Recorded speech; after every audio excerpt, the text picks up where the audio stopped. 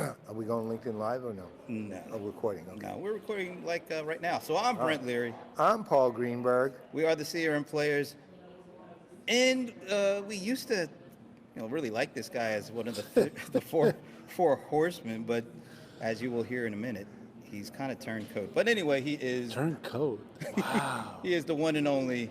Thank God for that, Esteban Kolsky. And one thing that's never changed, anything Esteban says is his opinion and his opinion alone. The CRM Playaz disclaimer. Yeah, but now the disclaimer doesn't apply because I have other overlords looking for what I say. Yeah, so. I think the upper lords actually trump our disclaimer at this point. So. No, I'm just protecting our legal interests.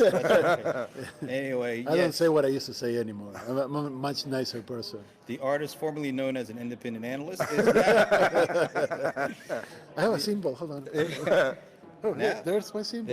there. So tell Purple folks, Hana. Most people already know. It's Purple Hana. Yeah. So, what do you do now? My name is Esteban Kolsky, and I'm the Chief Strategy Officer for CX at SAP. Wow. That's a lot of acronyms. Wait a minute. Did you ever think in your wildest dreams that you would actually have said that sentence even a year ago? Or is it Still. even as a joke? Not even as a joke. And still, when I say it, I'm like, no, you know what? Seriously, it's been so widely different from what I thought it would be that I can say that and don't feel bad about it. At the beginning, it was kind of like the first time that I got my employee badge, and I had like the picture with the SAP logo. I'm like, this is just not going to work for me. Wait a minute. Did they actually? The first picture you take? I heard it was. You were looking like this, Yeah. and then it made you like take it over. Still there? No, first of all, congratulations, man. Thank you, That's cool. thank you. I'm actually happy, seriously. So. Wow. Do you have to say seriously if you're happy? Well, I do because most people who know me won't believe what I say. Well, they won't believe you're happy at all, right? Generally. I gotta tell you, like we're at the AXS. Amber Here. alert, hold on. Yeah, I had the same one. Uh-oh.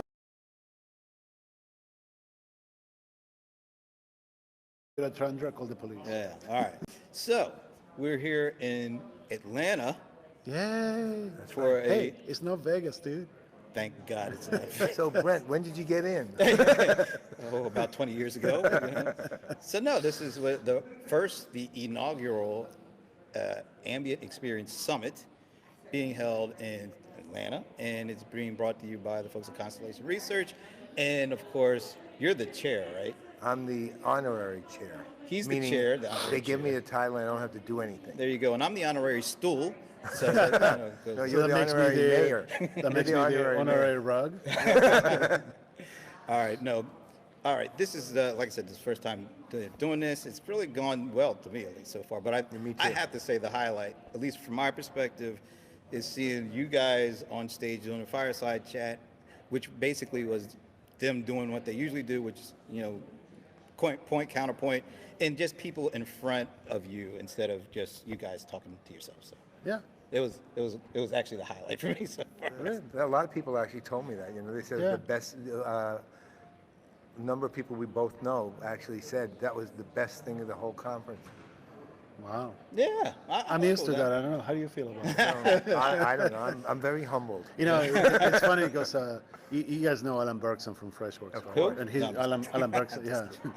Who's that? Shout out to my boy Alan. But Alan has a podcast that he's starting. Yeah, And, C4L. Did he tell you who named it, by the way? Yeah, he did. I've been trying to change that name, and actually, do it. what I told Alan to do is call it. And actually, he came up with the title. It's like, I should have recorded that, saying like all the conversations that you have that you go like, man, we should have recorded that. That was good, and that's how it felt like being on stage with Paul. It's something that It was a awesome. conversation It that was you have. finally recorded. Yeah, Well, you it have was a funny. conversation. It was fun. It was fun. I mean, it was. I had all these people, literally. I'm not kidding. Multiple people coming up and saying, "Are you always like that with him?" Right? Or right?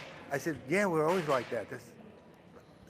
How do you not know that? Yeah. Right? It's just like obvious when you see how we were operating on the stage, but we covered what we had to cover. Yeah. Yeah. All right, but I got to ask you the big question. Yes, sir. What is an ambient experience? I wouldn't know. I know ambient computing. Okay. Ambient computing is basically to put computer power all around you so that take care of all the minimal details so you don't have to worry about anything. Yeah, but what does that have to do with ambient experience? I have no idea. We should get Ray for that because I have no idea what ambient experience is. I know what Ray says that it's ambient experience, Yeah. but to me, I don't like the term. Kind of with you on that one. Yeah, Yeah, I mean, I think a lot of people are trying to figure it out, right? yeah. He did a good job of explaining. It's like, the experience is all around you. That's what ambient experience is. It's like everything that you do is very. There's a lot of ambient computing that applies to that. 30, 40 years ago, 20 years ago, when we're doing the technology for ambient computing, putting sensors everywhere, putting avatars and putting agents and all these things. That was the whole idea. I mean, you look at Star Trek, right, with computers everywhere, and like the doors open if you're the right person, or like you ask a question and the context is there, it's built in, and the intent is known, and all these things. That's ambient computing. But as it relates to an experience, I mean, you build your own experiences. So how can you actually incorporate those two things? I mean, I know, I mentioned it earlier, but Philips Health actually does have something they have a unit that's devoted to what they call ambient experience, but it's very specific to to healthcare, right? And what it is, for example, the waiting room in a hospital and how they design that to ease the fears of children, right, who are worried about their family at the hospital, because hospital is not a place to be happy, right? So they're trying to figure out how do you reduce fear and tension and make kids comfortable, and so they design everything up to including all the lighting and of course the carpets used and the walls and everything like that, and they call that ambient experience, meaning it's environmental experience. It's basically an experience that is around you, that you aren't necessarily are thinking, oh, that's an experience, but at the same time it's impacting you in a way that is designed to impact you. And that's the closest to get. I think. But you don't use that to build No. an experience for your customers, no. right? I mean, even if you put all the sensors out there, I mean, Nordstrom, for example, does a good job now. You walk into a Nordstrom's with the phone that you enable to recognize you. They know who you are. The people closest to you get an iPad with all the information about your purchase history, your loyalty level, all that stuff. They can come up to you and say, hey, Brent, thanks for coming back. That jacket that you're wearing, you bought it here 2 weeks ago. Guess what? We got a T-shirt that actually goes with that, and they can direct you. Right. But that's not an ambient experience. That's just, an upper level experience from a retailer leveraging ambient computing. It's just, I get tired of like names, Everybody has a new name, a new thing. I mean, and I'm saying this with all the love in my heart. I mean, I hated CX. I still do, And now it's in your title. It's in my title, Yeah. and I live with it every day. I go to sleep every day hoping that when I wake up, it won't be there. How about omnichannel? Oh, I love it. Oh yeah, there we go. Now And you're let's talking. do omni-channel driven journeys. Oh Yeah. man, you're just throwing Best. it all together. That's right. It's like, somebody was presenting this morning and like there's a slide with so many words and I'm like, that's the buzzword blender, You just put all the buzzwords there, push the button and they show up in the page and that's everything. Or how about the idea of no buzzword? I love the no buzzword. That's the buzzword. That's our no slang. buzzwords. That's the our buzzword. that's our line, slogan. We use no buzzwords. No buzzwords. Which is now your buzzword. Well, All sure. right, I'm going to get serious for just a second. Yes. All right, so what are you going to do at SAP? What is your goal? What are you going to try to accomplish at SAP? So there's two things. What I'm going to try to accomplish and what I'm actually going to be able to accomplish. As I found out over the last couple months, what you want to do and what you actually end up doing is very dependent on 100,000 close friends. So what I want to do is I want to change SAP. I want SAP to create a computing model for its clients and for everybody that reflects what clients are asking for. We talk about cloud, but we talk about cloud like it's something in a browser, something on the internet, But I want to truly embrace cloud computing, distributed computer, microservices, platforms, the right way. Yeah. I want to take SAP's technologies and put them in a platform, make them available in microservices, make them available to the clients so they can build whatever they want. I don't want to build any more applications. Nobody wants an application. No. And one of the advantages you actually do walk into, and something SAP has been amazing at for 20 plus years, is they are innovative. They're a very innovative company. And I mean, I remember seeing things in Palo Alto's labs that were astounding to me at the time. I still remember a simple thing, and now it's a little more common than it was then, but it was an early use of drones that had embedded SAP software. The drone would literally be flown to rural power lines on mountains where it was hard for people to get to, and it would capture all the power stats and the data they needed for the power. And they showed me the videos of the drones. And it was actually pretty funny. Then they tried to fly the drone and almost killed me.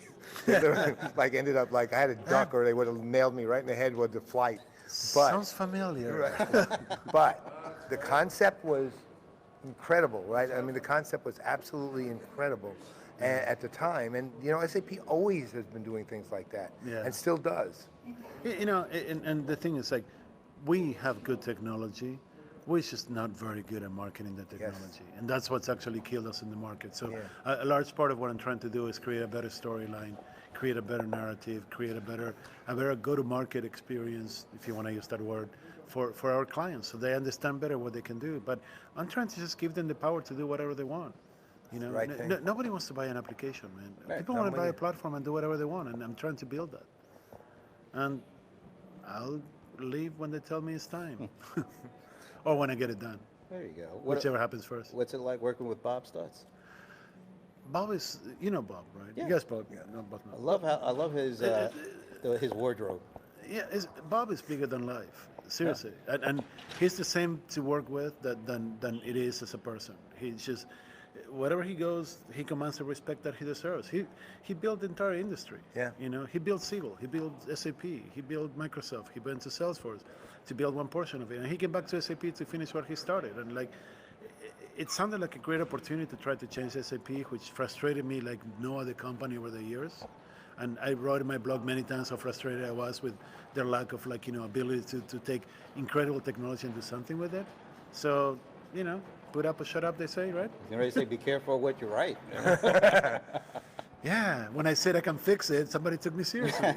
Well, I'll tell you, the combination of you two, you and Bob, gives me a lot of hope for SAP, really. Thank you. And I honestly think, look, let's say this. If you two aren't there, I really have serious doubts as to whether they could actually make CX into something not just competitive, but leading.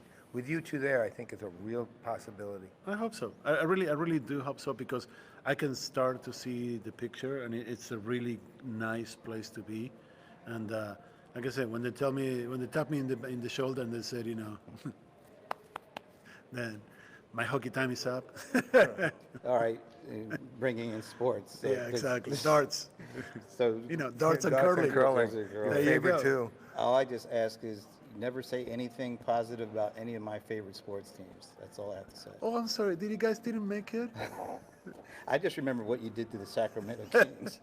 Hey, they do much better this year. Yeah, that's because you haven't said anything this year, or have you? It's Do about you wanna- time. To my boys, the Sacramento Kings, you're killing it this year. You're going all the way to the playoffs. Okay, so they will be in the lottery. And then also, then in that case, given your current connection, don't say anything to Jonathan Becker about anything. What is he doing again? He's president of the San Sharks. Jose Sharks. Oh, that's hockey. I don't do hockey. Thank God for him. Thank God for him. Nobody understands hockey. Thank God for him. That's all we can what is say. it, like people go to the hockey games for the fights? yeah, And they of stay for Pretty the game. much. And they stay for the game, right? No, they don't stay for the game. They don't even stay for They the stay for the fight. No, I'm just. We're in the South, so we've had a couple of hockey teams that just didn't make it down here. Atlanta Flames. have hockey? They still exist? No, we had the Flames, and then we had the Thrashers. Oh, that's right. Both went down in flames. They're both gone? I have There's They're no no- both. Oh, I the don't- Thrashers have I- been gone for like a decade. No, but what about the Flames? They went before they did.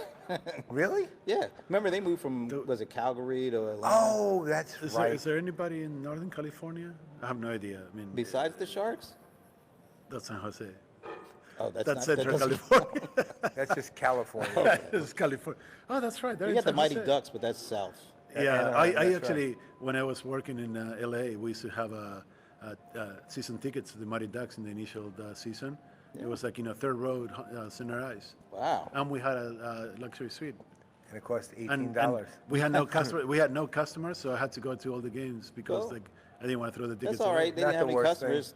They didn't have any fans either. At that. Right. No, I'm just kidding. All right, no, well, appreciate, man. It's good to see you again. Yeah, thank you. It's good to be here.